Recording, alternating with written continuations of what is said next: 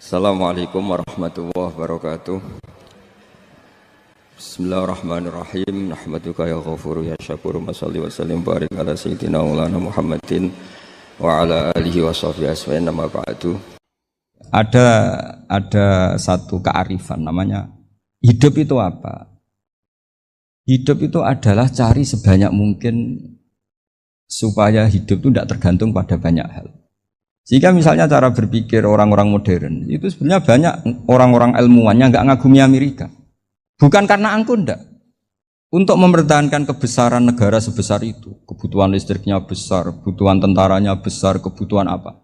Sementara negara kayak Venezuela atau Swiss kebutuhannya ada banyak. Pertanyaannya, yang tergantung dengan banyak hal sama yang tidak tergantung banyak hal itu pinter mana? Kalau dibalik pertanyaannya gitu, negara-negara maju itu tidak keren kalau dibalik pertanyaannya. Orang yang untuk mempertahankan eksistensinya banyak, butuh banyak hal, dengan yang tidak butuh banyak hal, itu pinter mana? Orang yang bahagianya nunggu jadi dokter, nunggu jadi kiai besar, kiai viral, dengan orang yang bahagia cukup dengan ngopi, itu pinter mana? Tapi kalau dibalik pertanyaannya, orang yang tahunya nikmat hanya kopi, dengan nikmat yang banyak, pinter mana? Makanya Mbah Mun tuh kalau guyon itu lucu. Aku iku sakake ambek wong desa sing mlebu swarga. Saya dulu eskal mlebu swarga kok disakeni. Akhirnya beliau memberi penjelasan. Wong desa iku roe pakanan enak, iku mau kopi mbek uduk. Lah swarga iku mau nuruti sing dikarepno. Akhirnya wis mau mangan, wis ngopi, nguduk, ngopi wong ora roh pakanan liyane iku ora roh.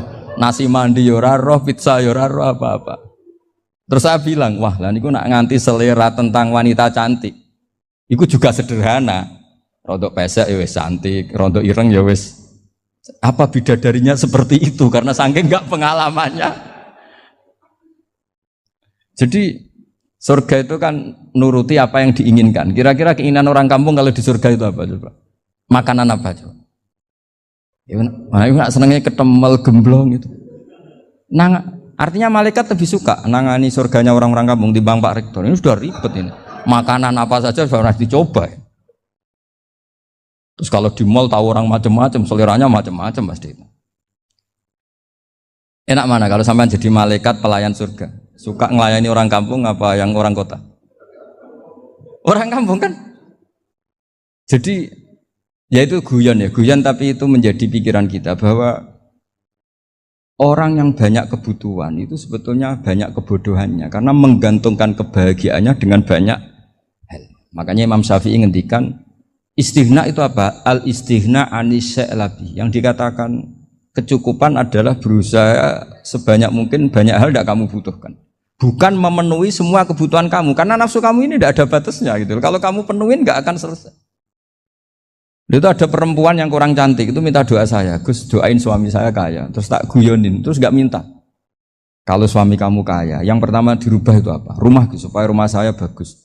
Kedua apa? Mobil, supaya mobil saya bagus. Nanti yang dievaluasi itu kamu. Mobil bagus, Alphard, rumah mewah, istrinya kamu pasti itu dievaluasi. Langsung nggak usah sudah gini aja kan. Jadi pertama yang dievaluasi itu kaya itu coba kalau suami kaya itu yang dievaluasi pertama rumah ya, rumah ganti. Setelah itu apa? Mobil. Kira-kira berikutnya akhirnya sudah nggak jadi. Nabi Ibrahim itu pernah minta umur panjang, keren umur panjang. Sama Allah nggak dijawab. Datang orang tua gitu mertamu ke Nabi Ibrahim. Terus disuguhi dikasih kurma. Apa itu? Kok kurma apa? Anggur yang sudah matang sekali. Sudah dimakan. Setelah dimakan meler keluar lagi. Dimakan lagi meler lagi. Terus Nabi Ibrahim masuk lagi ke kamar. Ya Allah, doanya tak cancel. Nanti kalau saya tua kayak itu. Jadi Allah itu nggak jawab langsung tapi ngirimkan itu. Akhirnya ya Allah nggak jadi. Nanti takut itu. Saya pernah ngalami jadi kiai tadi ada ibu-ibu ya nggak pati cantik lah. Suaminya itu miskin sekali. Minta doa saya supaya kaya. Bareng tak kasih pertimbangan itu udah nggak usah nggak jadi. Jadi itu kearifan. Tapi kearifan ini harus kita tanamkan. Saya nggak bisa membayangkan Indonesia yang besar ini, andai kan tidak ada qanaah, nerimo ing pantum. Coba sekarang ada Covid. Andai kan Indonesia tuh kayak Perancis. Saya beberapa kali punya tamu orang yang hidup lama di Perancis, bahkan dapat istri orang Perancis. Itu dulu nggak begitu mencintai Indonesia. Tapi setelah di Perancis 2 tahun, wah Indonesia hebat. Di Perancis itu kata dia kalau cerita, semua kebutuhan masyarakat itu dibebankan ke negara. Apa saja minta negara, apa saja nyoal negara. Sementara Indonesia, coba kalau Indonesia mengalami seperti ini kok tidak ada qanaah rimo ing pantum, bisa kios Indonesia. Orang miskin nyalahkan negara, kelaparan nyalahkan negara, apa saja. Tapi barokahnya dididik kiai, jogeman nyalahno wong liya. Urip pun romo ing pandum, diame. Sampai gak ngerti kalau Covid. Banyak tuh orang-orang kampung itu, orang lugu-lugu itu. Mbah niki saking Covid, salam ning Covid, muga-muga umure panjang. Dikira Covid itu nama orang yang ahli sosial itu. Mbah niki dana saking Covid. Matur nuwun sampekno salamku, muga-muga umur panjang. Bingung kan yang nganterin ini. Ini gimana yang mau menjelaskan? Memang nggak paham. Ribet kan. Tapi saya pastikan bahwa dengan keadaan seperti ini kita bahagia, kita stabil, itu jelas barokahnya kalimat tadi, moto tadi atau pegangan hidup tadi.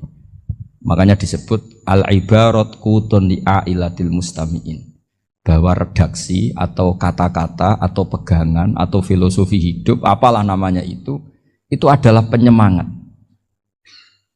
Penyemangat. Karena kata-kata ini memang luar biasa.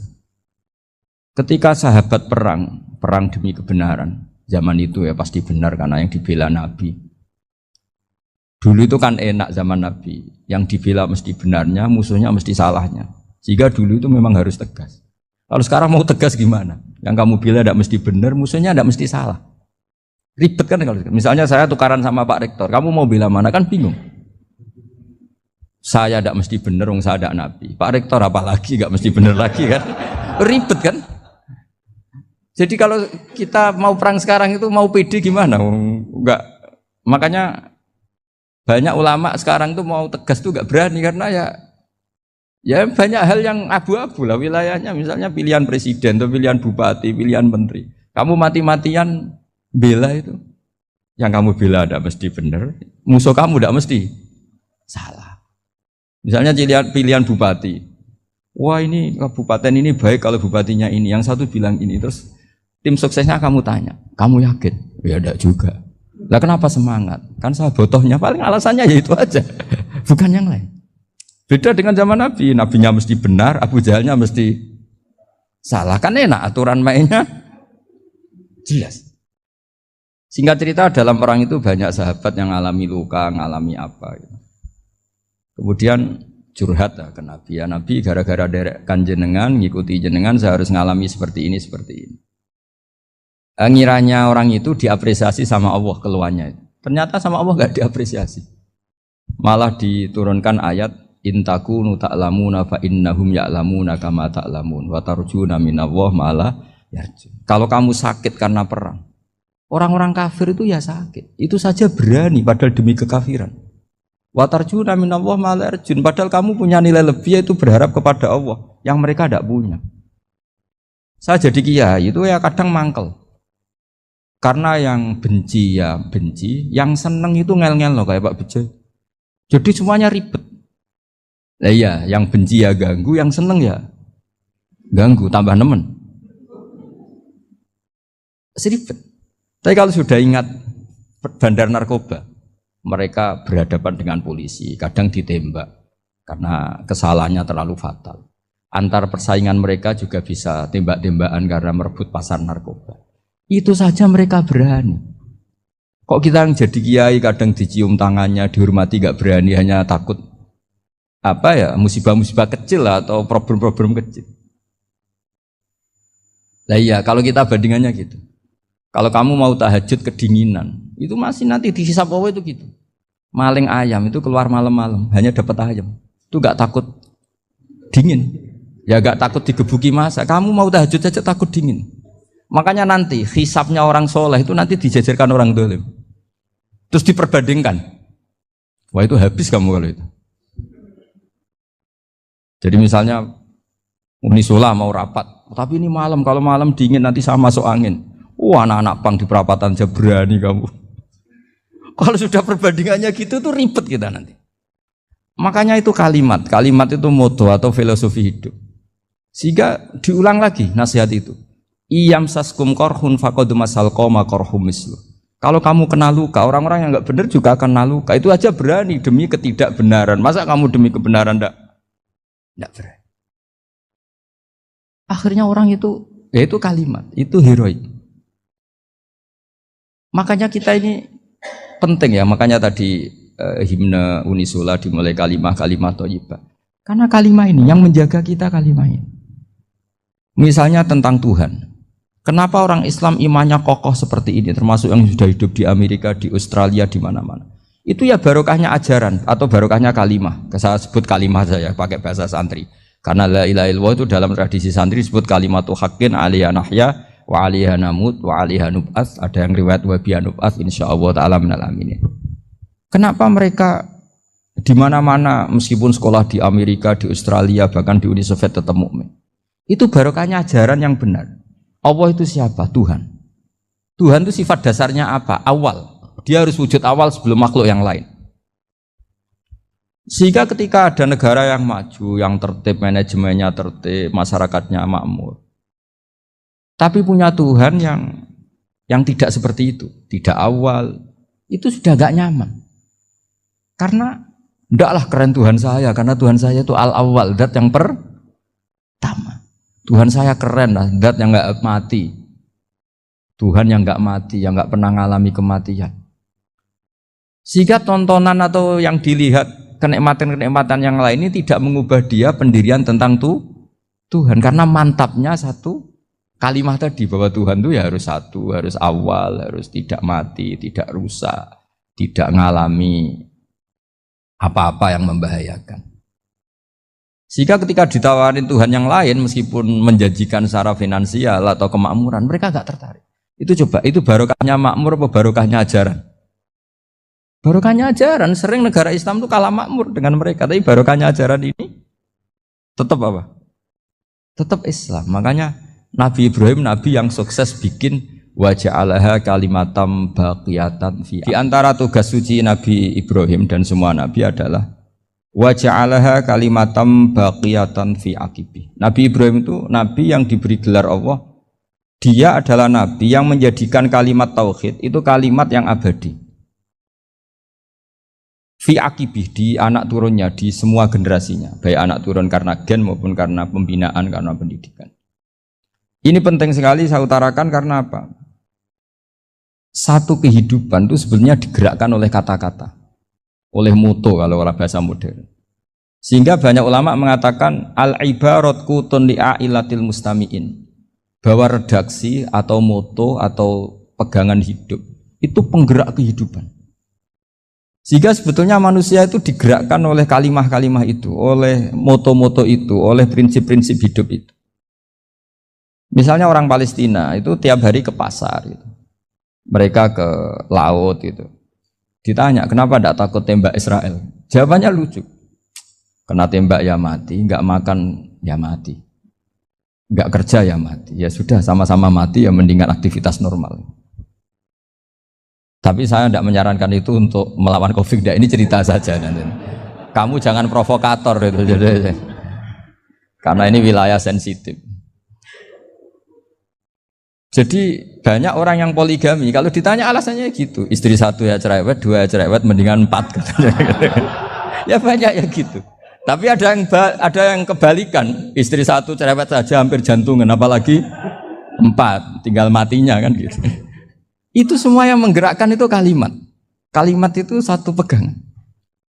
Banyak orang loh yang nggak ingin jadi rektor tuh banyak loh Pak Bejo. Jangan kira semua dosen ingin jadi rektor. Melihat rektor sibuk rapat mempertahankan reputasi Unisula terus sering pegang kepala. Ngapain repot-repot?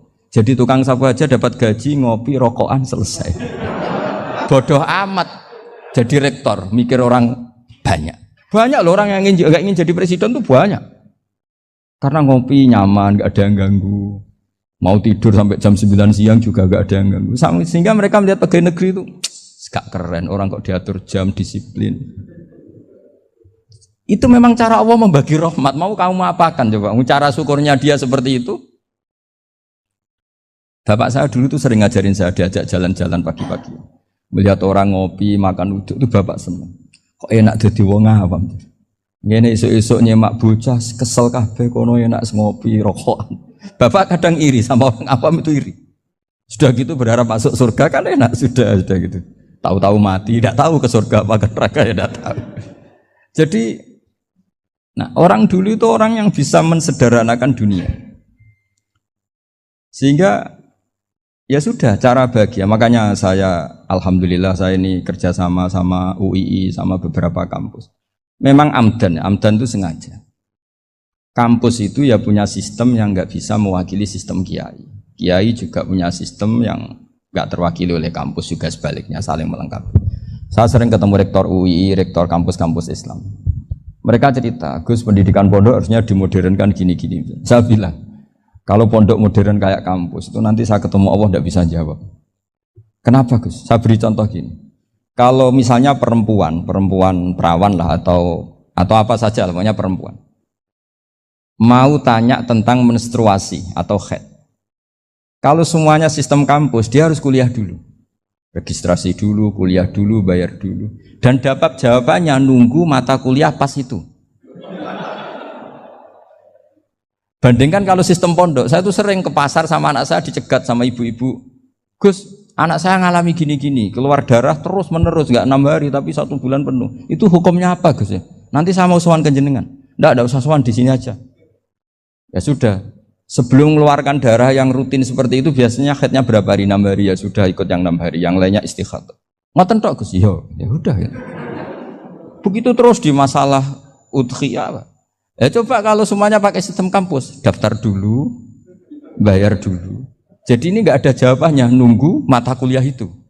Baru dapat jawaban, itu biasa nggak sholat bertahun-tahun karena belum ada jawaban tentang itu.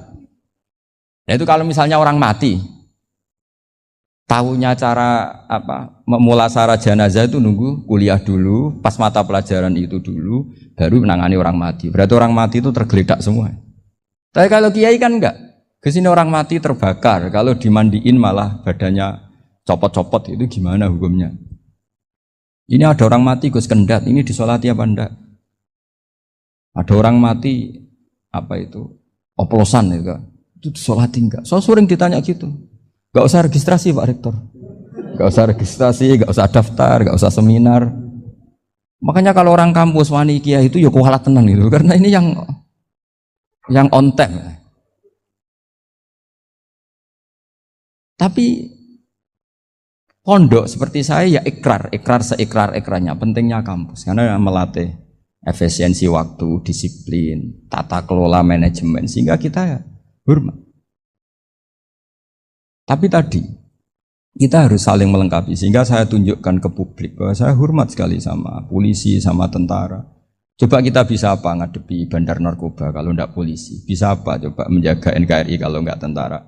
Begitu juga ya sudahlah kita memang fa inna yadallahi ma'al jamaah, kita berkah itu kalau bersama-sama, enggak bisa kita sendiri.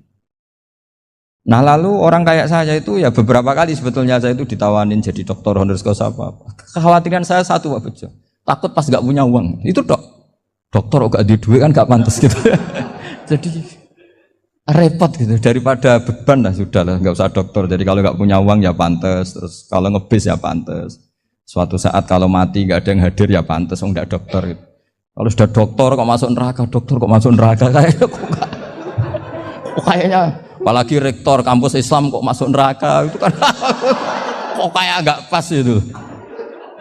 Misalnya rektor Unisiola ditanya mungkar nakir, nggak bisa kan kayak gimana gitu.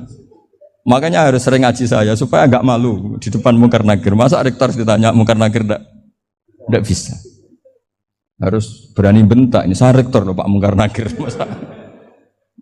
Kalau wali-wali dulu berani. Masyhur di cerita wali-wali ditanya marabbuka manabuka, saya ini guru tauhid. Kok kamu tanya marabbuka manabuka yang ngotok? Kamu tidak pernah ngaji, enak aja tanya. Jadi wali-wali itu ya rileks ngadepi mungkin. Saya akan rileks wali di Bang Pak Rektor. Saya yakin itu. Karena wali itu lebih dekat Allah. Tapi ini kesalahan yang tidak maksiat. Insya Allah dimaafkan Allah Subhanahu Wa Taala ini karena kesalahan itu ada dua. Ada kesalahan yang maksiat, ada kesalahan yang tidak maksiat. Saya punya komitmen terhadap agama ini. Baik tadi yang dikatakan Pak Rektor, ada unsur ulama, ada unsur habaib, ada unsur pengusaha, ada unsur birokrat. Di antara kenangan-kenangan saya dari Syekhina guru kita bersama Kiai Haji Maimun Zubair, beliau itu sering dawuh, sering ngendikan, dan itu saya sampaikan juga ketika 7 hari wafatnya Agus Robah, cucu Mbah Maimun, putra Agus Subah. Di antara yang beliau katakan itu adalah sok hak agama itu sing gawe pegawai negeri. Itu berkali-kali beliau ngendikan gitu. Ya saya agak bantah. Lah kalau santri, Bah, ya santri karuan mesti gawe agama, tapi sok ben sing gawe pegawai negeri. Setelah saya jadi kiai dan penelitian, saya itu berkali-kali didatangi dokter, tentara, juga polisi. Mereka sering bilang gini, Gus saya ini dokter negeri. Saya ke NTT, ke Papua, karena saya muslim, berkebutuhan Islam, maka dibikinkan musola, dibikinkan masjid. Kalau kiai tidak bisa, bikin sendiri urunan mau narik siapa. Mau narik tarikan di jalan yang mau nyumbang siapa. Tapi kalau kebutuhan negara, karena tugas negara, ya difasilitasi negara dan tidak dianggap misionaris karena negara. Begitu juga di beberapa negara yang non-muslim kayak di Argentina, di Venezuela, itu ada masjid, ada kajian Islam ya karena duta besar. Dan itu aparat negara. Disinilah kearifan para ulama berkoalisi dengan umarok dengan makna yang positif bahwa agama ini harus ditopang umarok, sistem negara. Tentu di situ ada tentara, ada polisi, ada macam-macam. Kita sebagai kiai juga enggak berdaya di depan para bandar narkoba apa-apa kalau enggak ada BNN. Kita mau apa dengan korupsi kalau enggak ada KPK. Sehingga kearifan para guru-guru kita, mulai Mbah Maimun, bapak saya sendiri, NU, Muhammadiyah, semua ormas-ormas Islam itu pasti maulah kerjasama. Karena kita siapa kalau enggak kerjasama. Dan di antara pesan Rasulullah SAW adalah yaduwahi ma'al jamaah. Jadi apa ya, kebersamaan itu sudah berkah. Fa inna yadallahi ma'al jamaah. Jadi berkah. Lalu kenapa saya kalau ngaji bawa kitab? Ini agak sebetulnya itu lazim. Lazim itu suatu yang harus. Tapi karena kelamaan mubalek itu tidak pakai kitab. Seakan-akan bawa kitab itu yang aneh. Sebenarnya aneh mereka. Karena begini logika simpelnya ya. Umat Nabi ini berhak dapat apa coba? Berhak dapat warisan yang paling luhur, paling hebat, paling jernih. Apa itu Quran dan hadis?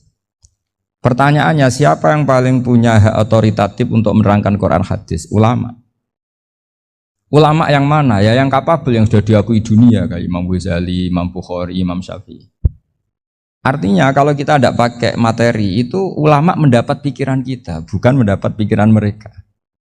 Saya ulang lagi, kalau kita tidak pakai materi yang otentik, yang orisinil, umat ini mendapat pikiran kita, bukan pikiran mereka. Maka saya berusaha supaya teman-teman atau semua umat Islam dapat pikiran-pikirannya Imam Ghazali, pikiran-pikiran Imam Bukhari, pikiran-pikiran Abdul Qasim Al-Junaidi, kejernian-kejernian Abu Yazid Al-Bustami. Kejernian itu diantaranya adalah misalnya makalah yang menurut saya itu makalah yang super. Jadi untuk ngadepi krisis karena COVID atau karena apalah, itu lama dulu sederhana sekali. Beliau punya rumus yang mungkin jarang didengungkan orang, tapi saya akan kampanye rumus ini. Al-istighna, haqiqatul istighna, itu adalah al-istighna anis syai' labihi. Jadi pemenuhan kebutuhan yang sebenarnya adalah kita berusaha menghindari sebanyak mungkin kebutuhan yang sekunder, yang enggak penting. Bukan memenuhi semua yang kita inginkan. Jadi misalnya begini ya, kalau kita lapar, itu keinginan kita itu makan enak apa asal makan? Tentu jawabannya asal makan yang sehat. Tapi kalau nuruti nafsu kita, makannya yang enak, teman makan ya enak. Terus di warung yang favorit. Ini kan satu kebodohan. Kenapa untuk makan saja butuh definisi sekian banyak? Yang kita harus kecewa, warung favoritnya bisa sudah tutup. Atau kita ke sana harus macet. Ribet. yang benar-benar arif dan bijaksana itu adalah al-istighna anisya. Sesuatu yang tidak mendesak itu jangan jadikan kebutuhan. Sehingga kalau kita puasa misalnya, semua makanan itu enak karena kita sangat lapar. Sehingga Abul Qasim Al-Junaidi ketika ditanya, ma'idamu to'am, lauk makanan itu apa? Jawabannya lucu, alju, lapar. Kalau kamu lapar ya semuanya enak. Ini sudah mulai hilang. Kita bilang makan enak itu ya sate, ya gulai, ya pizza yang kita senang. Akhirnya apa? Untuk nikmati nikmatnya Allah itu kita jadi ribet. Apalagi yang orang-orang fasik harus ditemani perempuan yang tidak halal misalnya, atau harus ada ajudan, ribet. Nah pertanyaannya, orang yang ribet sama yang nggak ribet itu pinter mana? Pinter yang nggak ribet. Nah ini kearifan-kearifan yang mulai hilang. Lalu siapa yang bisa mewarisi itu? Ya ulama. Jadi ulama itu cara berpikir sebenarnya simple. Makanya mereka sering kalau tahajud itu, di antara makalah Sayyidina Ali paling terkenal dan yang menjadikan beliau punya derajat yang luar biasa itu adalah kafani izzan antakuna li robban wa kafani fakhron an akuna laka abdan. Ya Allah, saya ini sudah begitu mulia, begitu terhormat dan sangat-sangat terhormat karena yang menjadi Tuhan itu Engkau. Jadi rumus pertama itu karena menjadi Tuhan itu Engkau. Hanya Tuhan yang abadi, Tuhan yang pertama, hanya Tuhan yang al-awwal. Coba ya Allah, kalau saya ini punya Tuhan Fir'aun, punya Tuhan mati jadi tontonan lagi, itu kerennya di mana coba? Andaikan kita punya Tuhan Fir'aun, atau punya Tuhan yang asal usulnya manusia, apapun hebatnya manusia itu, kita punya Tuhan manusia itu.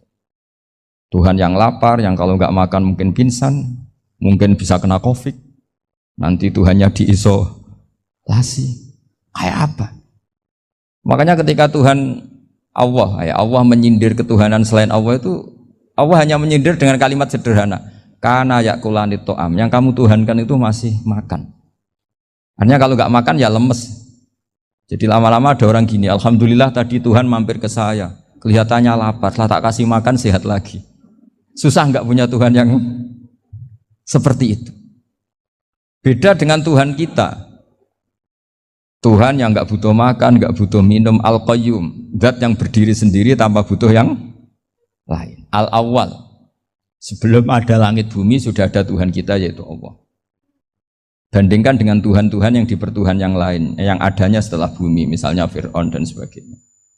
Sehingga Sayyidina Ali pertama jadi kebanggaan apa? Kafani izzan antakuna li robban. Saya ini keren betul, karena punya Tuhan yaitu Engkau. Tuhan yang lahul asma'ul husna, Tuhan yang semuanya punya kebaikan, punya keabadian, punya keagungan. Terus wa kafani fakhron an akuna laka abdan, dan saya bangga sekali karena saya menjadi hambamu. Kalau saya jadi hambanya Pak Rektor ribet kan, sudah tak hormati ternyata nanti tidak rektor, ya kan ribet kan. Terus pokoknya ribet, jadi budaknya manusia itu ribet. Makanya ada seorang wali datang ke temannya yang jadi presiden atau jadi raja. Datang ke situ karena tidak punya uang, mau minta uang karena temannya raja.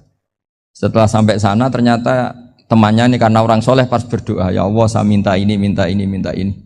Terus si wali tadi pulang. Kenapa kamu pulang? Ternyata dia sama, masih minta-minta kayak saya. Jadi sederhana deh. Sama-sama minta kamu, minta zat yang kamu mintain katanya. Jadi dulu itu orang itu sebegitu dekat dengan Allah. Sehingga si raja ini terus ketemu wali tadi tanya, kenapa kamu menyepelekan saya padahal sekarang saya raja?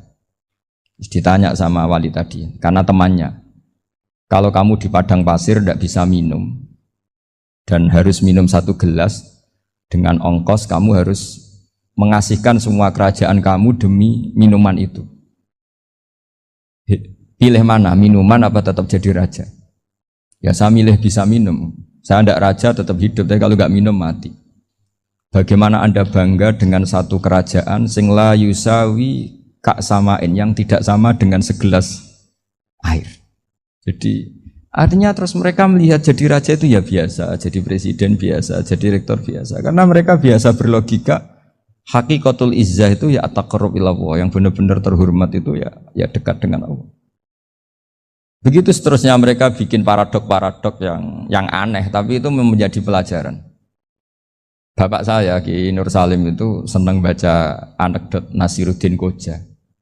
Itu kalau bikin orang-orang aneh, itu dia datang ke satu pesta, pakai baju lusuh, pakai sarung lusuh atau celana lusuh, sama Sohibul Bed yang punya acara dibiarin. Setelah dibiarin dia pulang pakai jas, pakai dasi, pokoknya keren. Dihormatin, pakai alpat, pokoknya dihormatin. Silakan. Pas dia disuruh minum, minumannya itu disokkan saja ke sakunya. Jas, kamu harus minum yang banyak, karena kamu yang dihormati, bukan saya. Terus makanan ya semuanya diletakkan di saku, ada nggak? Ayo kamu makan yang banyak. Alpatnya juga gitu, dikasih sate apa? Ayo kamu makan yang banyak. Mereka tidak melihat saya, melihat kamu. Akhirnya orang satu pesta itu istighfar semua, berarti kita ini salah. Terus dia pidato, kenapa kamu uang gitu? Tadi saya datang, orangnya sama. Gara-gara beda pakaian, penghormatannya beda. Berarti yang berhak dapat makanan ini jasa ya, bukan saya. Betapa naifnya kita sebagai orang. Ternyata kita masih hormat sesuatu yang seperti itu, yang atribut lah. Jadi orang-orang sufi itu orang yang bisa menertawakan dunia. Akhirnya ya, pertama dia dianggap orang gila, masa jas dikasih makan, dikasih minum. Tapi secara fikih dia benar, haram dia makan. Karena pas dia datang dibiarin, setelah pakai jas dikasih makan. Berarti hakikat yang dapat rezeki siapa? Jasnya apa orangnya? Jasnya apa orangnya? Jasnya. Jadi itu orang-orang sufi, kearifan orang-orang dulu itu bisa ngelola hal-hal yang keseharian menjadi luar biasa. Ada seorang wali melihat istrinya makan satu piring, anaknya makan satu piring. Ditanya, kalian kenyang? Wah, kenyang sekali. Melihat anaknya minum kopi satu cingkir, senang. Kalian senang-senang sekali. Wah, kalau senang dengan hal-hal yang murah bisa, ngapain harus senang dengan hal-hal yang mewah? Bodoh sekali saya. Sehingga terus mereka bisa qanaah. Qanaah itu ya hidup itu simpel, sederhana. Sehingga kita ini bekti sama orang tua misalnya. Itu ya karena ajaran. Suwargamu itu karek wong tuamu. Nak wong tuamu ridho, Allah ridho. Nak ora ridho, Allah ora ridho. Ridho wa fi ridhol walidain wa sakhatu wa sukhtu wa fi sakhatil. Sehingga ketika ada orang tua yang agak brengsek gitu, anak-anak tetap hormat. Punya orang tua yang miskin, yang sudah miskin, tukang tombok nomor, banyak kan di kampung gitu. Ya tetap hormat. Coba kalau dari awal kita ngajari orang tua kamu hormati ya, kalau baik, kalau enggak usah. Bisa geger Indonesia. Tapi barokahnya ajaran-ajaran itu Indonesia tertib karena ada ajaran. Nah ini di sini pesantren dan Unisula semua harus berkontribusi membuat ajaran yang benar itu adalah ciri utama Islam. Sehingga Islam ini dimulai dengan ajaran kalimatu haqqin alaiha nahya wa alaiha namut. Sehingga kita tenang seperti ini. Saya ini termasuk kiai yang tenang. Meskipun kata orang banyak saya ini kiai besar, tapi termasuk kiai yang paling tenang. Termasuk yang paling tenang. Karena saya ini pakai mazhab orang-orang hebat. Saya berkali-kali cerita, orang kayak Imam Syafi'i itu orang yang luar biasa. Saya berkali-kali cerita, orang yang tadi nyium tangan kamu ya Imam Syafi'i, di belakang tuh ngerasani kamu, menghujat kamu. Jawabannya enak saja. Berarti saya alhamdulillah orang yang wibawa. Buktinya di depan saya nggak berani. Jadi enteng saja. Diceritain sebagian kampung, sebagian separuh dari warga kamu itu nggak suka kamu. Ya bagus lah nggak suka saya, nggak akan utang duit saya. Di mana-mana orang utang itu karena teman dekat. Kalau nggak seneng pasti minimal nggak utang, nggak pinjam mobil, nggak pinjam. Berkah mana yang seneng sama yang gede? Jadi dianggap enteng saja. Semua yang dialamin dianggap enteng saja. Misalnya punya istri pemarah, ya baguslah marahin suami. Kalau marahin tonggo malah ribet. Jadi kamu harus terima kasih kalau dimarahin istri. Baguslah marahin saya mah, kalau marahin tonggo ribet. Jadi enteng saja. Tapi kita sekarang itu karena nafsu ya, sehingga menghadapi hidup ini ribet. Ulama dulu kalau mau mati itu senangnya bukan main. Sudah lama saya ini ingin gak maksiat. Kayaknya gak maksiat paling efektif itu mati. Ya tidak apa-apa Gusti, kalau sebaiknya mati ya mati aja. Enteng saja. Jadi melihat kematian itu akhir dari segala keburukan atau potensi keburukan. Apapun baik kita sekarang, suatu saat mungkin kita gak baik. Yang bisa menghentikan ketidakbaikan atau potensi ketidakbaikan itu apa coba? Mati kan? Berarti mati itu mengerikan apa menyenangkan? Mesti kamu tidak berani menjawab. Meskipun secara ilmu kamu berani, tapi secara rasa agak berani kan? Saya ulang lagi ya, yang bisa menghentikan keburukan atau potensi keburukan itu apa coba? Apa? Kematian. Berarti kematian itu menyenangkan atau menyusahkan? Apapun kamu tidak berani jawab karena kamu agak-agak duniawi itu kelihatannya. Tapi secara ilmu, kamu tahu kan kalau mati itu tidak buruk-buruk banget. Karena apa? Itu akhir dari segala buruk. Sehingga Nabi ngajarkan kalimat itu begitu luar biasa. Allahumma ahyini maka natil hayatu khairan li wa tawaffani maka natil wafatu khairan li. Nabi melihat dunia itu begitu indah. Ya Allah, kalau saya ini hidup, anggap saja hidup ini ziyadatan li fi kulli khairin, menjadi modal saya menambah segala kebaikan. Jika suatu saat saya mati, anggap mawon rohatan li min kulli syarrin, itu akhir dari segala keburukan saya. Sehingga mati hidup ya baik karena di situ kita bisa berkontribusi beramal soleh. Mati juga baik karena mengakhiri segala keburukan. Nabi nate ngendikan lagi, ajaban li amril mu'mini inna amrahu kullahu khair. Orang mukmin itu mengagumkan, semuanya baik. In asobathu na'ma syakara fakana khairan lah. Kalau baru dapat nikmat, dia syukur, maka itu baik. Wa in asobatu dharra sabara, kalau dapat masalah mereka sabar, itu juga baik. Sehingga orang mukmin dua sisinya pasti baik. Itu juga kalimat, maksudnya moto atau pegangan hidup. Nah berikut ini saya beri contoh, ini kenangan saya, ini contoh terakhir. Masalah jadi orang terkenal maupun tidak. Di sini dicontohkan Imam Ghazali di halaman 367 di kitab saya 367. Juznya 3 di kitab Ihya Ulumuddin. Di sini beliau cerita betapa untuk menjaga ikhlas sebaiknya orang itu tidak terkenal, tidak syuhrah, tidak terkenal. Oke, itu kita sepakat ya, karena kalau terkenal mungkin orang dipaksa publik dengan tanda kutip untuk selalu berbuat baik, tapi karena jaim lah, jaga image atau apa. Tapi ketika dibalik pertanyaannya, kamu rela yang terkenal itu orang nggak benar, sementara yang orang benar itu nggak terkenal. Lalu masyarakat taunya yang tidak benar. Kalau pertanyaannya dibalik gitu, orang baik wajib terkenal enggak? Kalau pertanyaannya dibalik seperti itu, dokter yang benar tidak terkenal, yang malpraktek terkenal. Kamu ingin kondisi seperti itu? Nggak ingin kan? Kampus yang bagus nggak terkenal, kampus yang bagus nggak terkenal, yang nggak bagus. Nah, artinya apa? Gara-gara olah kata, olah pikiran, ini logika jadi rubah. Lagi-lagi apa? Jawaban itu ada di kata-kata sebetulnya. Makanya bab-bab seperti ini tidak usahlah kita berdebat, berpolemik. Sebaiknya orang itu humul, menutup diri. Apa sebaiknya orang terkenal itu nggak perlu seperti itu. Sudah terserah Tuhan saja. Makanya saya mulai dulu ngaji sampai sekarang itu ya tidak punya punya ikon tertentu atau punya website tertentu, enggak. Sudah terserah pangeran. Saya juga enggak sok suci materialistik atau enggak, ya enggak mikir saya. Bukan apa-apa ya, karena saya ini kiai, jadi biasa urusannya sama Allah, enggak sama makhluk. Jadi pusing kalau sama sarah-sarahnya makhluk itu pusing. Meskipun rektor kalau nasihati saya pasti tidak saya terima, itu tetap makhluk, itu sudah ada ngefek kalau saya itu sudah ada itu.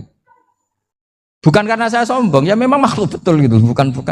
Cuma nasibnya bejo aja, tapi makhluk tetap makhluk. Saya beri contoh ya. Ini makalah yang ditulis Imam Ghazali. Ya, i'lam aslahakawah anna aslal jah wa intisarus sayyid atau sayyidi wal istihar. Wa huwa mazmum itu. Balil mahmudu al-khumulu illa man saharahu wa ta'ala linasri dini min ghairi takallufi talabi syuhrati minhu. Jadi kalau kamu ingin ibadah kamu selamat, ya kamu jangan terkenal. Tapi resikonya adalah kalau kebaikan itu tidak terkenal, maka agak dikenali. Kalau agak dikenali berarti masyarakat hanya punya percontohan yang tidak baik, karena yang baik tidak terkenal. Jadi itulah ulama-ulama dulu. Jadi apa-apa itu dibanding-bandingkan. Kemudian nanti kelihatan, jawabannya itu kelihatan. Jadi ulama dulu itu biasa ngarang misalnya afatun nikah, sisi negatifnya nikah. harus ngrumat istri, harus macam-macam. Kalau terlantar itu ya dosa. Seperti tadi Pak Marsudi cerita, kalau orang ngapalkan Quran itu takut lupa. Kalau lupa itu jadi dosa. Pertanyaannya, kalau semua orang takut lupa, takut dosa, semua orang nggak hafal Quran karena potongan-potongan lupa. Cara berpikir tidak seperti itu. Kalau berpikir ya namanya hafalan ya inginnya hafal, kan nggak ingin lupa.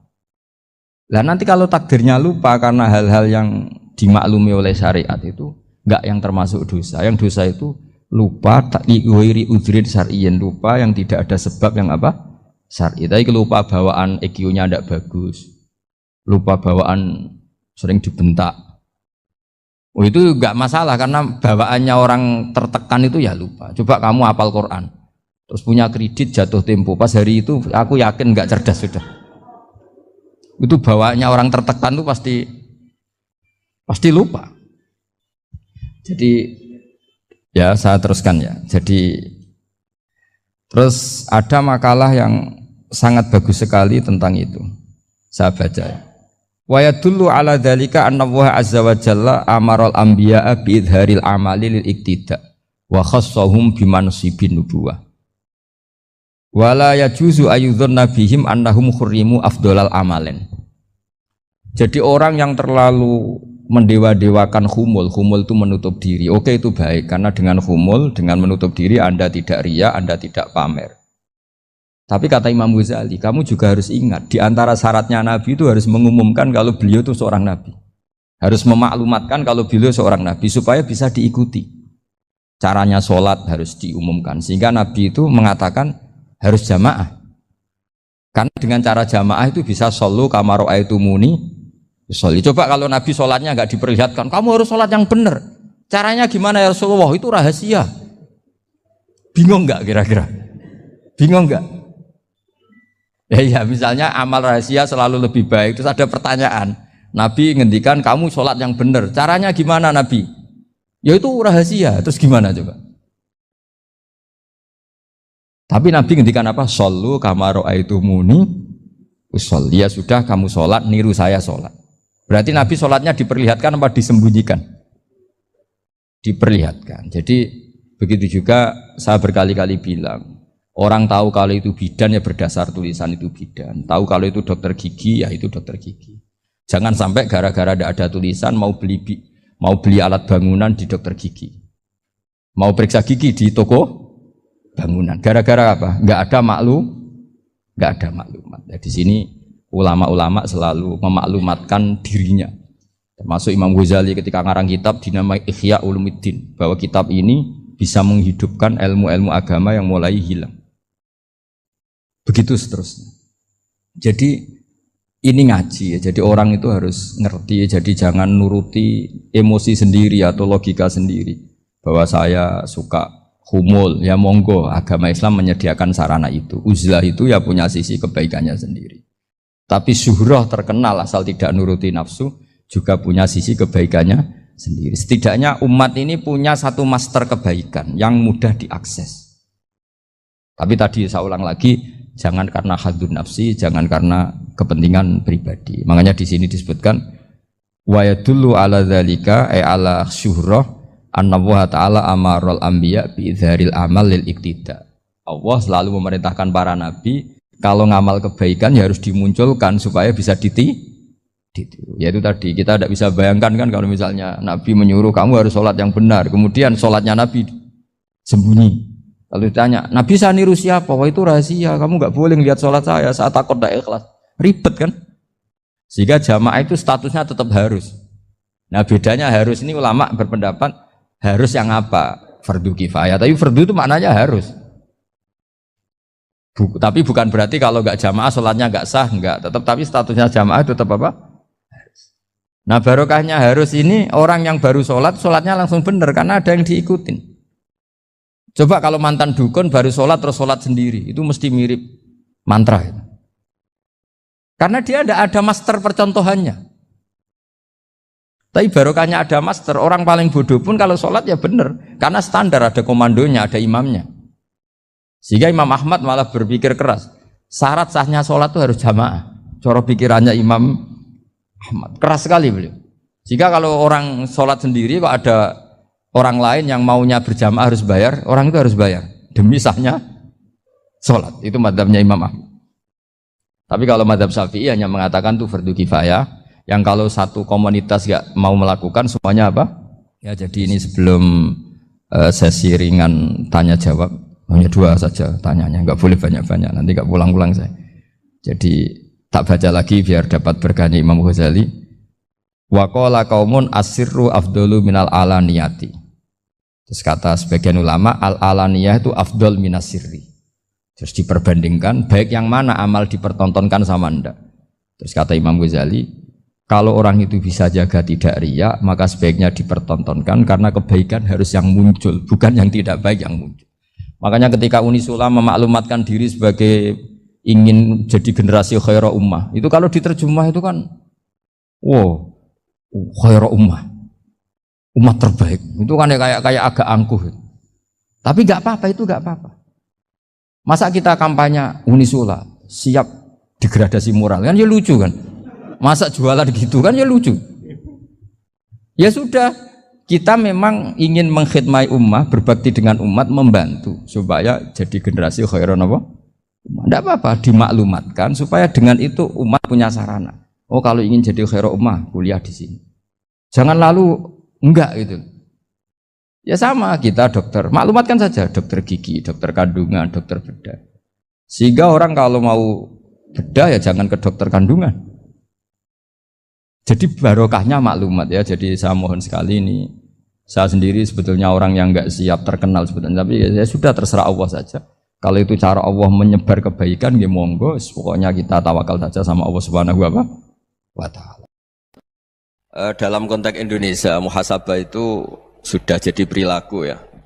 Karena dulu orang tua saya, guru-guru saya kalau ngandani itu, bayangkan kalau kamu jadi dia. Jadi misalnya kita mentang-mentang atasan, otoriter sama bawahan. Bayangkan kalau kamu jadi yang bawahan itu kayak apa? Laukun tamakanah, kalau orang Arab bilang, bayangkan kalau kamu di posisi dia.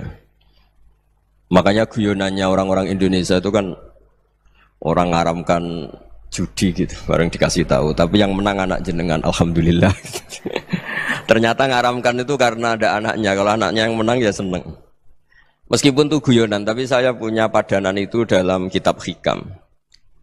Nabi Ibrahim itu Khalilur Rahman, tentu bencinya minta ampun sama yang namanya maksiat. Suatu saat beliau diterbangkan di alam malakut. Itu kalau di Hikam saya halaman 15 juga. Saya masih ingat betul. Mungkin kalau Anda beda halaman karena beda cetakan. Atau enggak punya kitabnya. Atau punya tapi tidak bisa baca. Nah itu jadi berbagai kemungkinan. Atau punya tidak bisa baca tapi dianggap jimat. Atau digo pencitraan. Banyak itu kaji-kaji tidak bisa baca kitab tapi di ruang tamunya kitabnya besar-besar. Pencitraan itu, tapi ya bagus lah, nggak apa-apa untuk syiar. Setelah diterbangkan di alam malakut, diperlihatkan sama Allah, ada orang pezina, ada orang syaribul khomri, ada orang mabuk, ada orang macam-macam. Allah tanya sama Nabi Ibrahim, bagaimana pendapat kamu Ibrahim tentang mereka yang maksiat? Kata Nabi Ibrahim, ya Allah habisi saja mereka, mereka hidup di bumi engkau, makan rezeki engkau, kemudian mereka tidak taat sama engkau. Singkat cerita di fase itu, saya ulang lagi di fase itu, Allah nurutin. Sampai sekian peristiwa, mungkin 3 atau 4. Sudah, setelah sekian tahun Nabi Ibrahim lupa peristiwa itu, kemudian beliau diminta menyembelih anaknya. Ini versi kitab Hikam. Memang versinya banyak tentang kenapa Nabi Ibrahim disuruh menyembelih anaknya. Ketika mau menyembelih anaknya, Nabi Ibrahim ragu. Huwa samratu fuadi. Anak saya ini buah hati saya, kenapa engkau suruh menyembelih? Terus kata Allah, apa kamu tidak ingat ketika kamu saya angkat di alam malakut, kemudian kamu usul bunuh-bunuh, saya tidak mempertimbangkan usul Anda, tapi kenapa sekarang saya merintahkan kamu mikir? Gitu. Terus, ya karena ini anak saya ya Allah. Terus kata Allah, rumang samu wong sumpukon mata ini gak gawean kau sing gawe kowe enak wae usul mata ini. Jadi sebenarnya saya yang bikin, kemudian Anda enak aja usul membunuh. Semenjak itu Nabi Ibrahim itu di eranya itu asfaqun nas, orang paling sayang sama manusia. Karena kadang kita keras itu ya kebetulan itu tidak anak kita, tidak keluarga kita. Cara orang Jawa itu kan gitu ya, kalau ada perempuan terus macak yang macam-macam pakai sepeda motor cowok terus wah itu luput suwuk semoga-moga gini tapi setelah dikasih tahu niku ponakane jenengan semoga-moga selamat. Jadi jangan-jangan kemarin ahli ma'asi itu kebetulan tuh tidak keluarga kita. Kalau keluarga kita yang pernah salah pada kita, semangat kita mintakan maaf. Jangan-jangan kita didikte hukum sosial gitu. Jadi orang yang salah kebetulan tuh orang yang menservis kita atau keluarga kita atau orang dekat kita. Jangan-jangan semangat kita mintakan ampun. Tapi kalau sama orang lain kebetulan musuh kita semangatnya minta itu kena adab. Nah ini yang nggak boleh dalam Islam. Islam mengajarkan niru Rasulullah SAW, Nabi itu rahmatal lil alamin. Bahkan kemarin saya ngaji virtual sama beberapa habaib, ada Habib Ali Al-Jufri dari Mesir, ada Habib Alwi dari Kuitang, ada Habib Nabil Al-Musawa. Dari sekian habaib itu saya masih ingat diantaranya yang didawuhkan rahmatan lil alamin itu ketika Nabi adahu kaumuh disakiti oleh kaumnya dan itu mereka masih kafir semua. Itu mereka dapat doanya Nabi Allahumma hdi qaumi fa innahum la ya'lamun. Kayak apa baiknya Nabi orang yang menyakiti, yang melukai, tapi Nabi masih berdoa Allahumma hdi qaumi fa innahum la ya'lamun. Sayyidina Umar dapat doanya Nabi itu yakhina kana kafiran ketika masih kafir didoakan. Allahumma aizzal Islam bi Umar. Itu ketika masih kafir. Itu pelajaran bagi kita bahwa yang sedang tidak cocok pun itu berdapat doa kita. Ya doa supaya kondisi kita baik, hari tambah baik. Karena agama ini, saya berkali-kali bilang, limangkan yarjuwa hawal yawmal akhir. Agama ini diperuntukkan bagi yang selalu punya harapan pada Allah Subhanahu wa Ta'ala. Saya cerita muhasabah ini tentang hubungan kita dengan Allah. Di Indonesia itu banyak orang fasik, banyak orang nakal. Ya di mana-mana orang nakal itu ya mayoritas, wa aksaruhum fasikun. Tapi berkahnya harapan. Mungkin saya kira nakal sok benda, mungkin saya kira sholat sok ben sholat, mungkin sekarang belum sakhok, belum dermawan, suatu saat dermawan. Barokahnya itu kefasikan ini dianggap sementara, sedang fasik, sedang tidak benar. Karena kiai-kiai kita, para guru-guru kita, para habaib utamanya itu mesti bilang semoga husnul khotimah. Nah barokahnya doa itu semoga husnul khotimah itu menjadikan satu pola sosial. Yang sedang fasik ini masih diharapkan jadi lebih baik, jadi lebih sehingga kita tidak ngambil sikap ekstrim, ya ingin menghabisi atau ingin mengadili, tidak, karena selalu kita punya harapan. Dan agama ini limangkan yarjuwa hawal yawmal akhir. Bayangkan dulu kalau yang nakal itu anak kamu, pasti kamu nggak ingin kan langsung dapat azab, dapat apa? Padahal kita semua jadi tokoh ini abul kulli, bapak dari semuanya. Sehingga ketika Rasulullah SAW jalan-jalan kemudian melihat perempuan sedang menyalakan api. Kalau apinya mati ditiup, anaknya dijauhkan. Nanti kalau sudah jauh dari api, anaknya digendong lagi. Terus kata Rasulullah, matur ke semua sahabat, Aro'aitum anna hadih tarihatan waladaha alan nar. Apa kamu berpendapat bahwa perempuan ini akan melemparkan anaknya ke neraka? Tidak ya Rasulullah. Tidak akan seorang ibu melemparkan anaknya ke api. Terus kata Rasulullah, Allahu arhamu min hadih biwaladiha. Allah lebih rahman, lebih rahim dibanding orang tua ini kepada anaknya. Ini yang harus kita kenalkan terus, kita kampanyakan terus, supaya orang hubungannya dengan Allah itu nyaman, asik. Sehingga dengan demikian selalu ada harapan bahwa yang sedang nakal ini suatu saat tobat. Kita tidak boleh menghukumi pasti begini, pasti gini, itu tidak wilayah kita. Itu juga yang dicontohkan Rasulullah SAW. Secara lahir Nabi itu nggak berkenan sama Wahsy, karena Wahsy itu salahnya salah fatal karena membunuh ahabban nasi ila Rasulillah, yaitu membunuh Said Hamzah. Jadi ketika Wahsy tobat, Nabi itu nerima tobatnya. Dan ketika beliau dengan basariyahnya nggak siap ketemu Wahsy karena harus ingat Said Hamzah, basariyahnya diturutin. Oke, kamu iman, saya turutin, tapi jangan sering ketemu saya. Karena kalau ketemu kamu, saya masih ingat sama paman saya Said Hamzah. Kita bisa ngelola seperti itu. Kita tidak cocok sama orang, bagaimanapun mereka umat Rasulullah SAW, kita tetap mencintai mereka. Misalnya kalau beda agama, mereka sama-sama orang Indonesia, kita mencintai mereka atas nama warga Indonesia. Tapi kalau misalnya potongannya ora cocok, beda kultur, bawaannya itu mangkelno cara Jawa, ya bisa diilmoni, jangan ketemu. Wong sudah tidak cocok, ingin ketemu nyari solusi. Roh ini tok seneng itu kan ya repot itu. Ya sudah kalau nggak pati cocok ya jangan sering ketemu. Dan itu kita bisa memanage seperti itu tuh bisa. Saya berkali-kali cerita tentang Imam Syafi'i. Kalau dikasih tahu ya Imam Abu Abdillah, panggilannya Imam Syafi'i, tetangga Anda ini ternyata banyak yang nggak senang Anda. Jawabnya beliau senang. Ya bagus kalau nggak senang saya, ndak utang saya katanya. Jadi gara-gara sampean seneng aku ngatur aku ini kan. Nah, mungkin sampean rasa seneng kan ya enak. Jadi hidup itu dianggap happy. Kalau seneng ya teman silaturahim, kalau nggak seneng ya nggak bakal utang gitu. Baru kayak seneng itu nggak ganggu. Gitu. Jadi dulu itu orang bisa ngelola seneng ndak seneng itu bisa. Karena ada kearifan hubungan dengan Allah Subhanahu wa taala. Hidupnya selesai karena masyghul bi dzikrillah. Mereka sibuk dengan Allah.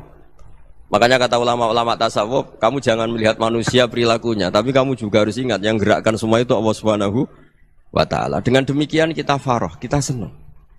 Makanya Nabi kalau ngutus Anas bin Malik kemudian enggak kesampaian yang diinginkan karena Anas main, ketika garwa-garwani Nabi agak tersinggung, Nabi andaikan Allah menghendaki yang saya inginkan kesampaian, pasti itu kesampaian. Jadi dianggap kegagalan Anas enggak manggil yang dituju Nabi itu ya kersane Allah, ya enteng saja. Sayyidina Ali lebih parah lagi yang dialamin. Itu dalam beliau kalau dipanggil tuh enggak cepet-cepet ke sana. Ketika ditanya, "Kenapa kamu tak panggil enggak cepet ke saya?" "Amin tu ukubatak." Karena aku tahu engkau orang baik. Orang baik itu pemaaf. Jadi makanya orang-orang soleh dulu itu bodoni itu. Makanya sekarang kalau ada orang bodoni itu mesti dibidik orang soleh. Kalau orang-orang soleh itu kakean husnudzon akhirnya sering dibodonin. Abdul bin Umar itu masyhur itu. Kalau ada budaknya sering sholat, sergap sholat itu dimerdekakan. Akhirnya enggak sholat pun pura-pura sholat. Akhirnya juga dimerdekakan. Ketika ditanya, kenapa engkau merdekakan? Padahal mereka sholatnya menipu engkau, kata pembisik-pembisik itu. Man khoda'ana lillah in khoda'na lah. Dia nipu atas nama Allah, berarti saat tertipu juga atas nama Allah. Enggak masalah dong, semuanya demi Allah Subhanahu wa ta'ala. Jadi ketika kita ketemu mensifati Allah Ta'ala itu ghafir, Allah pemaaf. Jangan kamu enggak fair untuk diri kamu nyifati Allah ghafir, pada orang lain Allah kamu sifati syadidul iqab. Jadi Allah kamu atur, kayak MC tadi ngatur saya. Jadi Allah itu apa? Kalau pada saya ghafir, kalau pada musuh saya syadidul iqab. Itu enggak fair. Kalau Anda punya harapan kepada Allah karena Allah Rahman Rahim, Allah ghafir, sebenarnya Allah pada musuh kita ya bisa saja Allah ghafir, bisa saja Allah Rahman Rahim. Sehingga kita melihat orang lain yang kita tidak cocok itu ya enteng saja. Itu min ummati Rasulillah sing tanaluhu syafa'atu, tanaluhu sa'atu rahmati, tanaluhu fair. Jangan dengan kita kayak mesti dapat rahmat. Jangan orang lain kayak Allah pasti syadidul iqab. Itu tidak boleh. Sehingga ketika ada orang Badui, singkat cerita orang Badui ini kencing di masjid. Semua sahabat membentak dia. Yang enggak bentak hanya Nabi tok. Saking mangkalnya orang ini karena semua sahabat bentak kecuali Nabi. Setelah dibenarin Nabi, terus Nabi nyuruh Sabbu ali dhanuban min ma'in. Setelah disucikan masjid itu, dia berdoa keras sekali. Allahumma arhamni wa Muhammadan wa la tarham ma'ana ahadan. Ya Allah, yang berhak dapat rahmatmu hanya saya dan Nabi Muhammad, yang lainnya jangan. Karena yang lainnya tuh jengkelin, gitu aja saya salah dimarah-marahin gitu. Jadi kalau kamu doa terbatas ya kayak orang Bedui ini, kayak orang Arabi.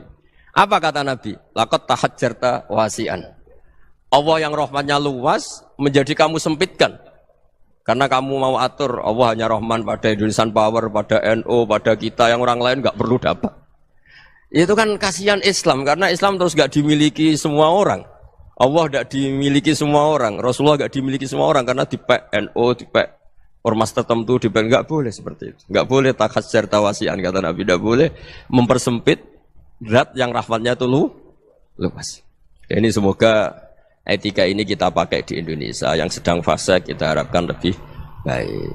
Yang sedang nggak dapat hidayah kita doakan dapat apa? Hidayah. Masyhur kan, makanya tadi saya mohon sama Habib Ali supaya Habib Ahmad supaya tetap mahalul qiyam, tabaruk sama Habib Ali. Di antara doa-doa di Simtud Duror masyhur itu antuqa bilal mudhniba minnah bil ghufran wal musi'ah bil ihsan. Jadi harapannya para habaib, para orang-orang baik dulu ya, semoga yang dosa itu dimaafkan, yang sedang salah dibuka, bikin lebih baik. Nabi itu tugasnya juga gitu. Wastaghfir li dzambika walil mu'minina wal mu'minat. Nabi itu tugasnya juga memintakan ampun yang sedang salah. Nah ini cobalah jadi etika kita, muhasabah kita. Jadi muhasabah itu cara berpikir kita set, kita pikir ulang. Ternyata semangatnya seorang nabi itu wastaghfir lidzambika walil mu'minun. Semangatnya itu memintakan ampun. Orang ahli tafsir tahu semua kalau nabi itu tidak mungkin dosa. Jadi itu khitabun nabi wa urida bihi ummatu, itu khitab nabi tapi yang dimaksud itu umatnya, karena nabi tidak akan mengalami dzambun, tidak akan mengalami dosa. Sekarang enggak, kadang-kadang kita ini kalau orang lain salah itu semangat. Kalau di perusahaan ada teman salah, apalagi pimpinan salah itu seneng. Barokahnya salah bisa ganti kan gitu. Jadi kalau mungkin di dunia tokoh juga gitu, barokahnya ada tokoh salah, kita yang jadi populer sendiri, tidak boleh seperti itu. Kita harus salimus sodri di jami'il muslimin. Jadi ini harus dilatih. Saya tadi matur sama Habib Ahmad, latihan kita jadi hidup. Nabi itu kalau resep jadi wali itu kata Nabi gampang. Kata Nabi, kalau kamu ingin disenangin Allah, ya sudah. Kalau kamu asbahta, amseta, gini-gini, perasaan kamu, kata Nabi, jangan punya perasaan ghil sama orang muslimin. Itu sudah, wadzalika min sunnati. Makanya Nabi ngendikan, la yablughni ahadun an ahadin syai'an. Ada yang baca, la yuballighni ahadun an ahadin syai'an. Seseorang jangan melaporkan ke saya tentang salahnya yang lain. Fa inni akhruju ilaikum wa ana salimus sodri. Karena saya ingin ketemu sampean semua dalam keadaan salimus sodri, tidak punya perasaan apa-apa. Karena kalau nurutin pembisik, nurutin informasi itu ya repot. Karena orang pasti sepihak. Ada kiai yang top, datang ke kampung-kampung yang desa-desa. Kata yang seneng itu punya akhlak. Wah itu bagus orang besar datang ke kampung-kampung. Kata yang nggak seneng, oh itu jobnya kayak kecil kok diambil, itu kan ya kasihan itu kan sudut pandang. Makanya saya sering bilang akal kita ini cukup untuk mentasdik Rasulullah SAW. Meskipun perasaan kita kadang orang Jawa itu beda. Saya berkali-kali bilang sama peneliti dari Jogja, kenapa sih Gus para nabi itu kok poligami istrinya banyak? Nabi Dawud katanya itu berapa? Itu Nabi Sulaiman malah jumlahnya agak terbatasin. Nabi Muhammad itu paling sedikit. Saya tanya gini, perempuan itu orang lemah, jadi kalau nolong orang satu gimana baik, kalau nolong orang dua ya lebih baik, ya sudah kira-kira seperti itu. Paling tidak akal kita masih tahu kalau orang baik itu kan mesti baik, nolong orang satu baik, nolong orang dua ya lebih baik, nolong orang tiga lebih baik. Tapi kalau kamu orang nggak baik, satu saja kamu terlantarin, kamu miskinkan, kamu ya tinggal ukur kan. Kalau orang baik nambah baik, tapi kalau orang buruk tambah buruk. Nah itu akal. Akal kita bisa menganalisis kenapa sih nikah itu ada yang poligami, ada yang enggak. Ya sudah, ukur saja diri kamu. Misalnya kayak saya elek keriting, rabi terus, memperbanyak wong elek. Orang perilaku netok, raine dadi elek kabeh. Gitu. Tapi nak kowe ku ganteng, alim, ganteng, sugih, anake ganteng-ganteng, berhubung kowe saleh ahli swarga kabeh, mertua yo bangga karena karir kamu meyakinkan. Ini mertua kamu aja enggak bangga mau nambah. Ipar gak bangga, mertua gak bangga, desa kamu yang kamu wayai juga gak. Beda dengan Nabi ketika nikah Juwairiyah itu gak ada pernikahan sebarokah Nabi dengan Juwairiyah itu asharu Rasulillah. Di situ habis perang banyak tawanan, gara-gara jadi bisanya Nabi langsung dibebaskan semua karena asharu Rasulillah. Sekarang bisanya Kanjeng Nabi. Dulu Abu Sufyan memangkalnya bukan main sama Nabi, gara-gara putrinya dinikah terus langsung jadi. Kalau kamu kan enggak, nikah satu, nikah lagi, satu kampung musuh kamu. Karena istri pertama ya cemburu, yang kedua agak bangga. Wah itu selesai itu. Di dunia wal akhirah. Maksud saya, nganalisis Islam itu harus pakai akal. Dan akal yang dipakai, ini saya bawa ke kitab Ihya, adalah pikiran-pikiran para ulama. Makanya ketika Imam Ghazali ketika ditanya, fakaifa bi muslimin fasikin asawwaha fi jami'i amri. Kalau kalian ketemu orang fasik, orang Islam tapi fasik, perilakunya enggak ada yang benar. Kata Imam Ghazali jawabnya lucu, aneh. Ma min muslimin illa wa islamuhu ta'ah.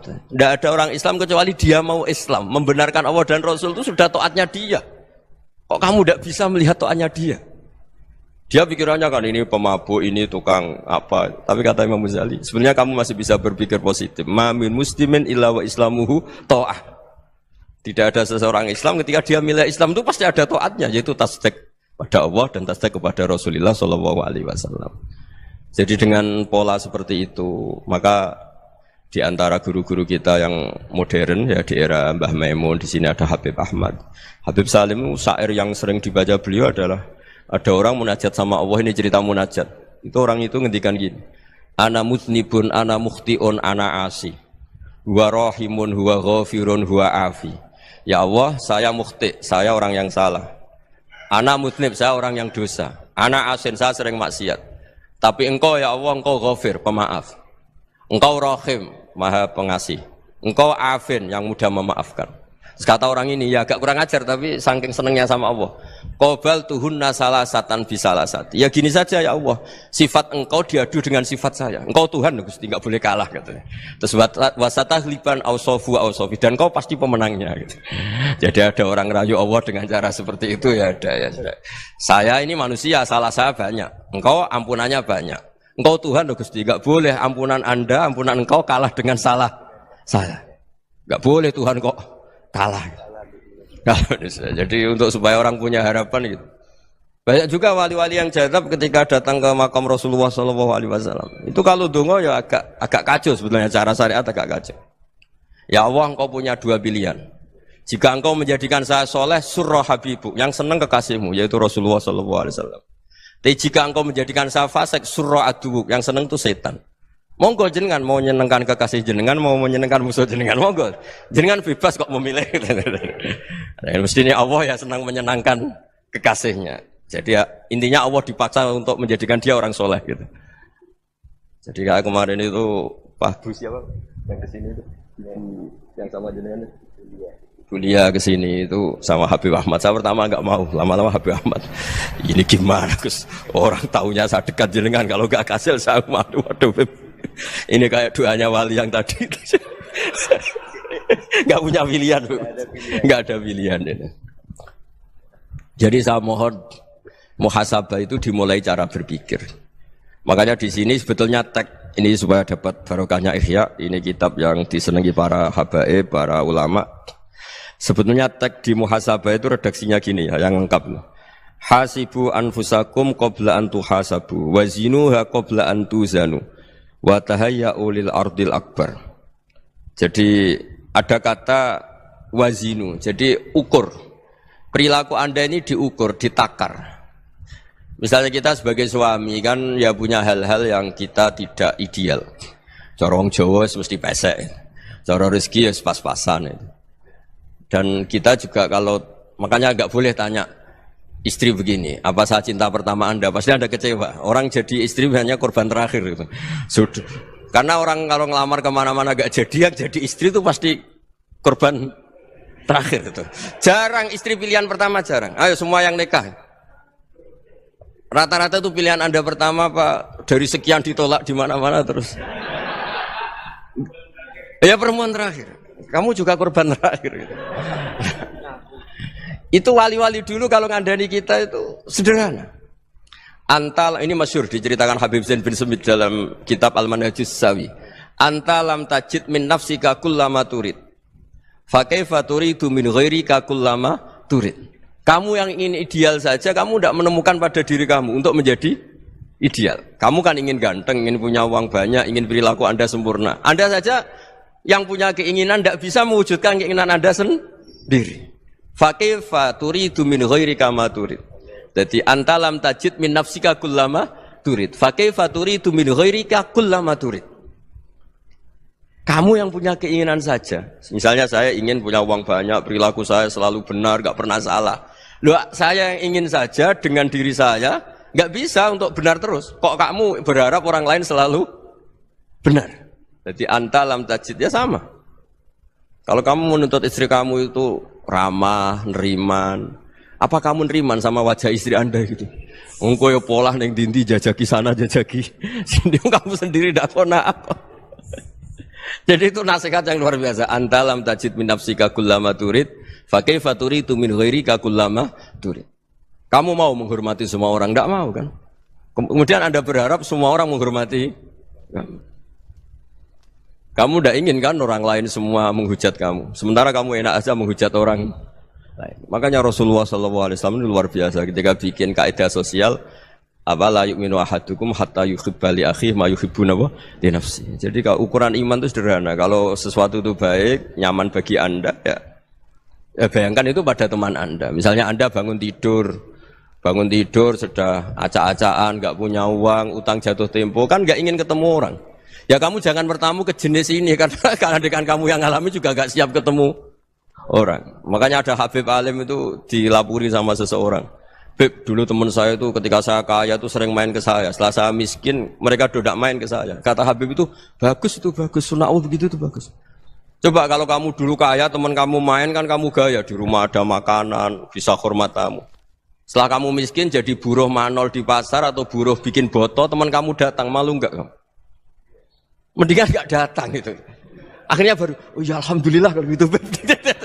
Loh ya kan dulu teman kita datang, kita ada Alphard, istri cantik, rumah bagus. Lah kita miskin, buruhnya orang pas dibentak-bentak, teman kamu udah datang. Milih datang kamu enggak kalau setelah kamu jatuh? Enggak kan? Jadi barokahnya ilmu itu terus. Ya, tapi kadang-kadang orang tuh, wah setelah saya miskin teman-teman enggak kasih ke sini. Ya kalau kamu sudah jatuh, teman-teman kamu situ jadi tontonan. Ya mulai sekarang cara berpikir itu dirubah. Dulu yang namanya kiai itu kalau diundang orang itu ya agak-agak senang. Semenjak saya itu agak rubah. Mengundang kiai, ngatur kiai itu tak haram-haramkan ya ada lumayan lah sekarang itu sudah mulai agak beretika. Dulu itu ngundang tuh tanggalnya ditentukan, jamnya ditentukan. Enggak mikir apa kiai saat itu nganggur, enggak. Punya wadifah, enggak. Dia milih tanggal yang dia nganggur, enggak mikir masa itu kiainya nganggur apa. Enggak. Ya saya hanya cerita aja, kamu tersinggung ya monggo, boten nggih monggo itu kan. Jadi saya mohonlah supaya tadi saya juga matur ke Habib Ahmad. Jadi untuk orang merasa ikut sunnah Rasul itu gampang sekali kata Sayyid Muhammad. Dulu Nabi berpakaian ala daerahnya. Kalau mikot ya pakai mikotu baladi. Karena Nabi orang Madinah dan beliau berdomisili di Madinah ya misalnya mikotnya dari Bir Ali misalnya. Tapi kalau anda orang kawasan Tanim mau umrah ya dari Tanim. Misalnya kawasan Jirona ya dari Jirona. Artinya apa? Kamu ngambil mikot karena Nabi mikot misalnya dari Bir Ali. Bukan berarti kamu harus seperti Nabi di Bir Ali. Kamu orang Mekah misalnya kamu orang Tanim. Orang dia harus dari mikot itu apa? Baladi. Sama makanya di fikih-fikih itu kalau tahnik anak Nabi orang Arab halawiyatnya kurma ya kurma. Kalau orang Jawa sedegan semua podo-podo. Ya podo-podo manis. Jadi ini tabaruk sama Sayyid Muhammad, ini ada murid beliau Habib Ahmad, saya baca supaya orang itu merasa ikut Nabi itu gampang sekali. Ini saya baca ya di halaman tadi disaksikan Habib Ahmad 433 di kitab apa ini? Manhajus Salaf fi Fahmin Nusus. Itu kata Sayyid Muhammad wa kanat sunnatu Rasulillah annahu yat'amu ma yajiduhu fi ardi wa yalbasu ma yajidu wa yarkabu ma yajidu mimma abahu wa ta'ala. Faman istamala ma yajidu fi ardi fa huwa al-muttabi' lis-sunnah. Kama annahu hajjal baita min madinati. Faman hajjal baita min madinati nafsi fa huwa al-muttabi' lis-sunnah. Wa illam takun hadhil madinatu tilka. Jadi intinya misalnya Nabi dulu itu ngasih sedekah kepada fakir miskin ya pakai dinar, dirham. Ya kalau orang misalnya sedekah pakai rupiah ya sudah ikut sunnah Nabi. Jangan, lo Nabi pakai dinar loh, kamu kok pakai rupiah. Dulu dinarnya Nabi udah ada tulisannya Bank Indonesia, kamu kok ada tulisannya Bank.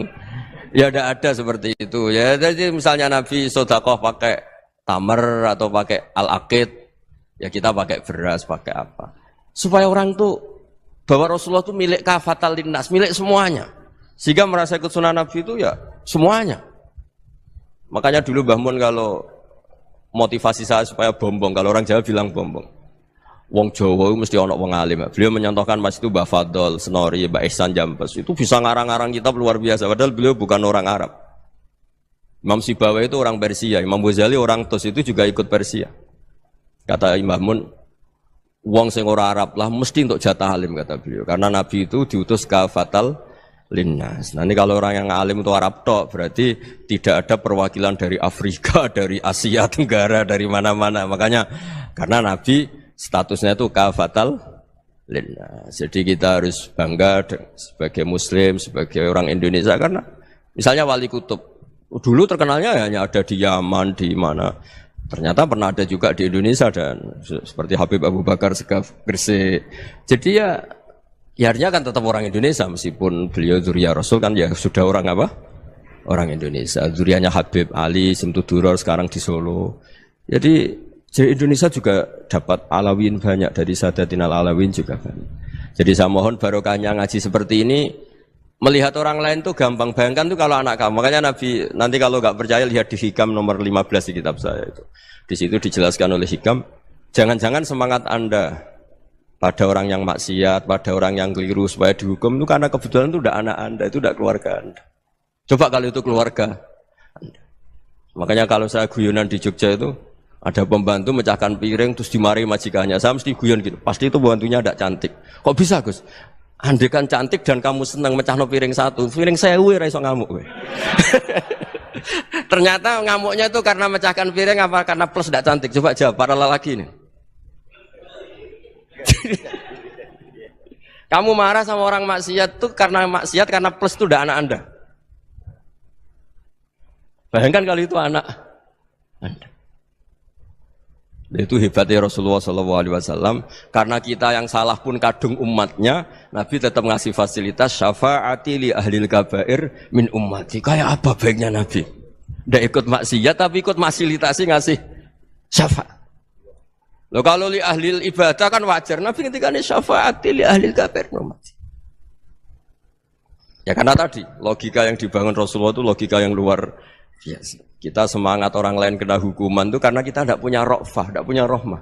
Coba kalau Rasulullah yang bil mukminina raufur rahim, semangatnya itu mendoakan supaya tobat, mendoakan diampuni.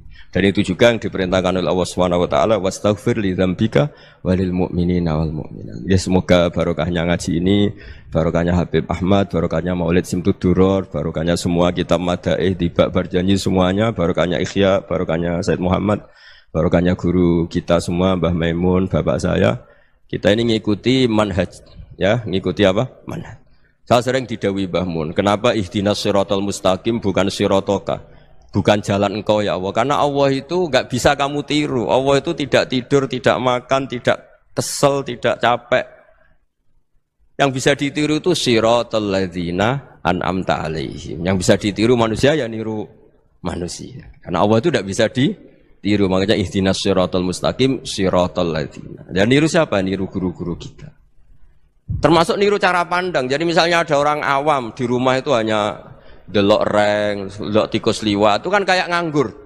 Kok ora tahajud malah mendelok reng. Melihatnya jangan gitu. Huwa tarokal ma'asiyah. Dia di rumahnya tidak dugem, tidak kemana-mana. Dia berarti malam itu tarkul ma'asi. Tidak nyopet, tidak garong, tidak ke tempat maksiat. Susahnya apa sih husnudzon? Jadi jangan lihat huwa tarkut tahajud, huwa tarokat tahajud, wa taroka qiyamal lail. Oke ya, namanya orang begitu ya tidak tahajud, tidak qiyamul lail. Tapi susahnya apa sih kamu bilang huwa tarokal ma'asiyah? Dia juga meninggalkan maksiat, dan tarkul maksiat itu ibadah. Supaya orang tuh gampang lah husnudzon sama orang muslim. Ini orang mukmin, orang yang luar biasa. Di mata Allah itu orang yang luar biasa. Kayak tadi Imam Ghazali, kalau saya ketemu orang muslim kemudian dia tidak pernah baik, gimana? Kata Imam Ghazali, ma min muslimin illa wa islamuhu ta'ah. Tidak ada orang Islam ketika dia mentasdihkan Allah dan Rasulullah, berarti dia juga punya taat. Ya ini latihan saja, sing iso nglakoni Habib Ahmad kula namung cerita mawon. Kula cerita secara akademik, saya punya kitab, saya baca dan alhamdulillah kita paham barokahnya para guru dan supaya terbiasalah. Sebaik-baiknya ibadah husnudzonni billah wa husnudzonni bil mu'minin. Soal tidak cocok ya diilmoni tadi ya, namanya enggak cocok ya jangan sering ketemu. Seperti Rasulullah SAW, beliau karena sangat mencintai Said Hamzah, ketemu orang yang pernah begitu sama Said Hamzah ya beliau secara basyariah tidak siap. Tapi beliau secara cara bahasa sekarang secara profesional, kalau beliau seorang nabi dan harus menerima tobatnya siapapun ya diterima. Saya meskipun dengan A, B gak cocok karena dia begini-begini sama saya, tapi saya ingat dia sholat, dia baca sholawat, dia mencintai Rasulullah. Ya kita hormat. Ya soal gak cocok ya di manage tadi ya. Zuruhiban tas tetekuban. Kalau gak pati cocok ya jangan sering ketemu, bawaannya enak nanti. Ya semuanya itu diilmoni lah. Makanya ngendikane Ma'ruf Al-Qurhi ada yang baca Al-Kharki, mangqala fil yaumi salasa marrat aw marham ummata Muhammad kutiba minal abdal. Karena semangat mencintai siapapun satu hari sering baca marham ummata Muhammad, wa ma aslih ummata Muhammad, wa ma tajawaz an ummati Muhammad. Itu mesti kutiba minal abdal. Dia pasti termasuk wali abdal. Maksudnya semangat mencintai. Ya dilatih lah. Misalnya Indonesia Power atau PLN. Andai kan tidak ada PLN itu kayak apa? Orang nggak bisa ngaji, tidak bisa aktivitas, ya barokahnya ada PLN, barokahnya jasanya. Kita sadar, tidak semua kebaikan kita ini memenuhi keinginan orang banyak. Gitu. Orang banyak ingin listrik, ingin saluran apa, dan itu kadang yang mewujudkan orang lain atau kelompok lain. Ya karena itu manfaat ke orang lain ya kita doakan. Karena khairun nas anfa'uhum linnas. Sehingga kita terbiasalah ngakui orang lain. Seperti semangatnya Rasulullah SAW, semuanya itu didoakan, semuanya diinginkan kebaikannya. Bahkan Nabi gak putus asa sampai di akhirat. Ketika Nabi lain sudah putus asa karena sudah akhirat, sampai dimintai syafaat semuanya bilang nafsi, nafsi. Karena merasa semuanya gak punya nyali di depan Allah. Karena ini sudah akhirat, sudah finish. Tapi apa Rasulullah? Analah. Ya udah, saya sanggup mensyafaati kalian. Terus kata Nabi, fa'atiyal arsyak. Saya mendatangi aras fa akhiru lahu sajidan, saya sujud wa ahmaduhu bima hamida allamani rabbi. Kemudian saya tetap muji Allah dengan pujian yang terus menerus.